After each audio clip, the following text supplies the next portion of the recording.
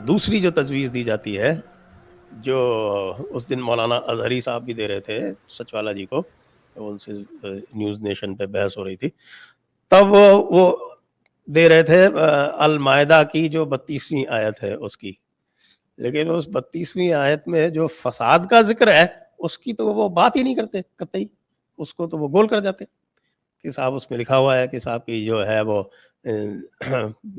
بنی اسرائیل والی بھی بات گول کر جاتے ہیں، اور جو فساد والی بات ہے وہ بھی گول کر جاتے ہیں. تو آخر کار قرآن کے نزدیک یہ فساد کی ڈیفینیشن کیا ہے؟ جی، قرآن کے مطابق جو شرک ہے وہ سب سے بڑا ظلم ہے. اللہ سبحانہ و تعالیٰ سورہ لقمان میں شاید یہ آیت ہے، سورہ نمبر 31 میں، ان الشرک لظلم عظیم، شرک جو ہے، یقیناً شرک جو ہے وہ سب سے بڑا ظلم ہے. دوستو، یہ گٹکھا خور سوال کرتا ہے سورہ مائدہ آیت نمبر 32 میں جو بنی اسرائیل والی بات ہے اور جو فساد کا ذکر کیا گیا ہے اس کی ڈیفینیشن کیا ہے. دراصل یہ لوگ جب اپنے چینلوں پر ان مرتدین کو بٹھاتے ہیں تو اس طرح کے سوالوں کا پہلے سے ہی پلان کیا جاتا ہے کہ کون سی آیت کو اور کس لفظ کو کس معاملے سے جوڑنا ہے. اس نے کہا جب اظہری سے نیوز نیشن پر بنی اسرائیل والا معاملہ پوچھا گیا تو وہ گول کر گئے. نیوز نیشن پر اظہری سے کیا بات ہوئی مجھے نہیں پتا، مگر میں ضرور بتاؤں گا کہ بنی اسرائیل کا معاملہ کیا تھا. آیت نمبر 32 پر میں بعد میں آؤں گا، پہلے سرسری طور پر آیت نمبر 27 سے آیت نمبر 31 تک سمجھ لیں تاکہ آیت نمبر 32 سمجھنا آسان ہو جائے. دراصل ان آیتوں میں کہا گیا ہے کہ لوگوں کو آدم کے بیٹوں کا واقعہ سیدھا سیدھا سنا دو اور بتا دو کہ ناحق قتل کے سبب انسان کس گمراہی میں جا پڑتا ہے. اور ان آیتوں میں آدم کے دونوں بیٹوں کا واقعہ بڑی تفصیل سے بتایا گیا ہے. یہ ساری باتیں بتانے کے بعد اللہ نے سورہ مائدہ آیت نمبر 32 میں کہا، اسی وجہ سے ہم نے بنی اسرائیل میں یہ حکم صادر کیا تھا کہ جو شخص کسی کو بغیر اس بات کے کہ وہ کسی کا قاتل ہو یا زمین میں فساد پھیلانے والا ہو قتل کر ڈالے تو گویا اس نے تمام انسانوں کو قتل کر دیا، اور جو شخص کسی ایک کی جان بچا لے اس نے گویا تمام انسانوں کی زندگی بچا لی. تو یہ ہے سورہ مائدہ آیت نمبر 32 میں بنی اسرائیل کا پورا معاملہ، جس پر اس نے یہ کہا کہ جب اظہری سے اس آیت میں بنی اسرائیل کی بابت پوچھا گیا تو وہ گول کر گئے. دراصل اس نے اس گول کر گئے کا جملہ استعمال کر کے لوگوں کے ذہنوں پر حملہ کرنے کی کوشش کیا ہے کہ یہ حکم بنی اسرائیل کے لیے تھا، امت محمدیہ کے لیے نہیں تھا. جبکہ اس آیت کا اگلا ٹکڑا یہ خود گول کر گیا جس میں کہا گیا ہے اور ان کے پاس ہمارے بہت سے رسول روشن دلیلیں لے کر آئے، لیکن پھر اس کے بعد بھی ان میں سے اکثر لوگ زمین میں ظلم و زیادتی اور زبردستی کرنے والے ہی رہے.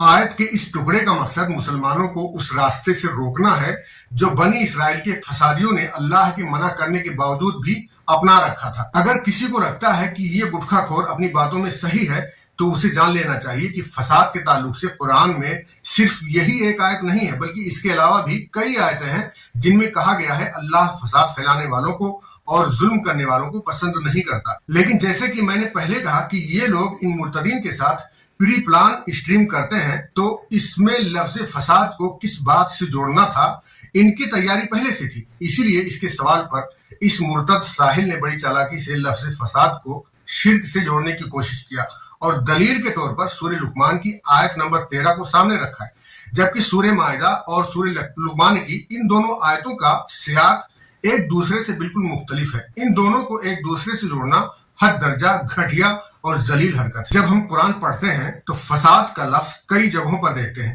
لیکن یہ لفظ ہر جگہ شرک کے لیے استعمال نہیں ہوتا بلکہ مختلف سیاق و سباق میں استعمال کیا گیا ہوتا ہے. پہلے سمجھ لیں شرک کیا ہوتا ہے.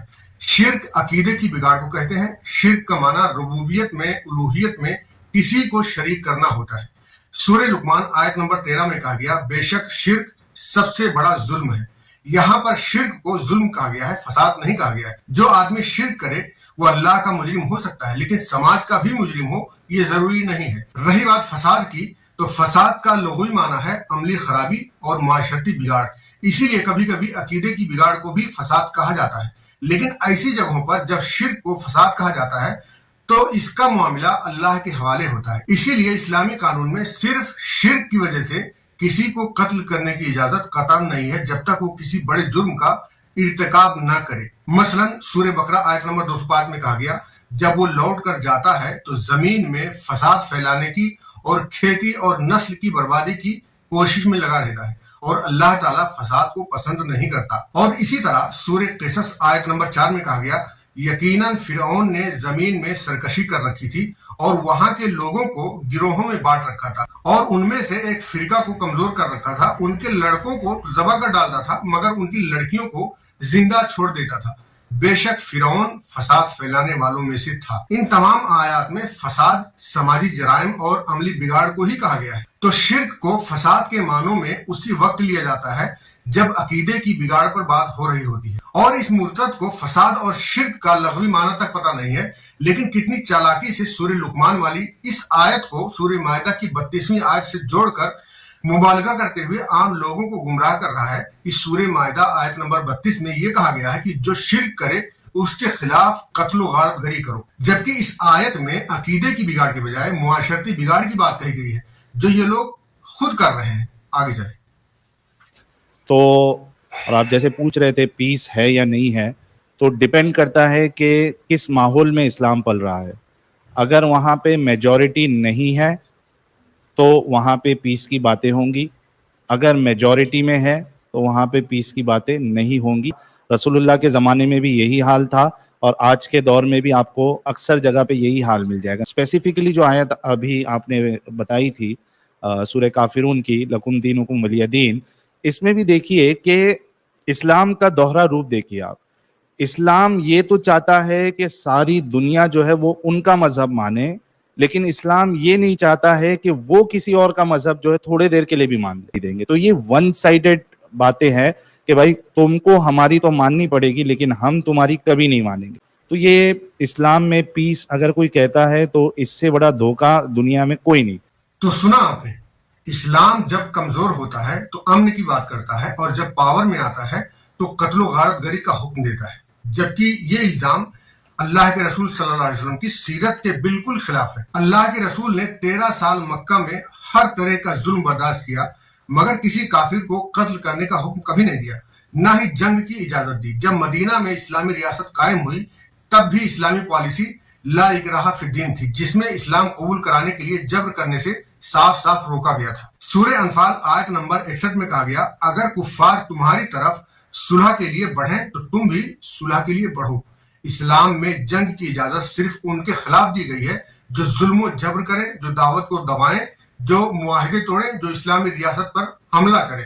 سورہ حج آیت نمبر 39 میں کہا گیا ان لوگوں کو جنگ کی اجازت دی گئی جن پر ظلم کیا گیا۔ یہ پہلی آیت ہے جس میں جنگ کی اجازت ملی، وہ بھی دفاع کے طور پر، نہ کہ حملہ کے لیے۔ غزوہ بدر جو کہ مکہ والوں کی زیادتی اور ظلم کے رد عمل میں ہوا، غزوہ احد مشرکین کے حملے کا دفاع کرنے کے لیے ہوا، غزوہ خندق تب ہوا جب پورے عرب کے مشرکین متحدہ طور پر مسلمانوں کو ختم کرنے کے لیے نکلے تھے۔ ان حالات میں بھی اللہ نے مسلمانوں سے وَلَا تَعْتَدُوا إِنَّ اللَّهَ لَا يُحِبُّ الْمُعْتَدِينَ کہہ کر صاف صاف کہا کہ زیادتی نہ کرنا، اللہ زیادتی کرنے والوں کو پسند نہیں کرتا۔ سورہ توبہ آیت نمبر 5 کو یہ مرتدین خود کے لیے بڑی اپلبدھی مانتے ہیں، اور جہاں بھی اسلام پر کافروں کے قتل کا الزام لگایا جاتا ہے یہ آیت ضرور پیش کرتے ہیں اور اس کے آگے پیچھے کی تمام آیات چھپا لیتے ہیں۔ اگر آپ اسی سورہ توبہ کی آیت نمبر 6 دیکھیں گے تو اس میں باقاعدہ حکم دیا گیا ہے کہ اگر کوئی مشرک تم سے پناہ مانگے تو اسے پناہ دے دو، پھر اسے اس کے امن کی جگہ پہنچا دو۔ مگر یہ لوگ ان آیتوں کو ہمیشہ چھپاتے آئے ہیں کیونکہ ان آیتوں سے ان لوگوں کے جھوٹ کا بھانڈا پھوٹ جائے گا۔ اسلام پر بھوکنے والے لوگ یہ بھی بتائیں کیا دیگر مذاہب اور اقوام نے کبھی ایسا امن پسندانہ رویہ اپنایا ہے جیسا کہ فتح مکہ پر اللہ کے رسول نے پیش کیا تھا؟ صلیبی جنگوں میں عیسائیوں نے یورپ میں لاکھوں مسلمانوں کا قتل عام کیا۔ ہٹلر کی تاریخ بتانے کی ضرورت نہیں ہے، آپ سبھی جانتے ہیں۔ برطانیہ اور فرانسیسی سامراج نے دنیا بھر میں لوٹ مار کی، ماضی میں ان کے ظلم سے ہمارا ملک بھارت بھی لہو لہان ہو چکا ہے۔ امریکہ نے عراق اور افغانستان میں لاکھوں عام شہریوں کو مارا۔ 2002 میں گجرات میں مسلمانوں کا قتل عام بھی ہم دیکھ چکے ہیں۔ 2014 سے مسلمانوں کی مسلسل لنچنگ ہو رہی ہے اور یہ سلسلہ اب تک رکنے کا نام نہیں لے رہا ہے۔ ان سب کے باوجود ہر دن اسلام پر ہی الزام کیوں لگائے جاتے ہیں؟ کیونکہ اسلام جنگ کو اصول اور اخلاق کے دائرے میں رکھتا ہے اور مسلمان انہی اصولوں سے بدھا ہوا ہے، ورنہ جھوٹے پروپیگنڈے ہر وہ انسان کر سکتا ہے جس کے منہ میں زبان ہے۔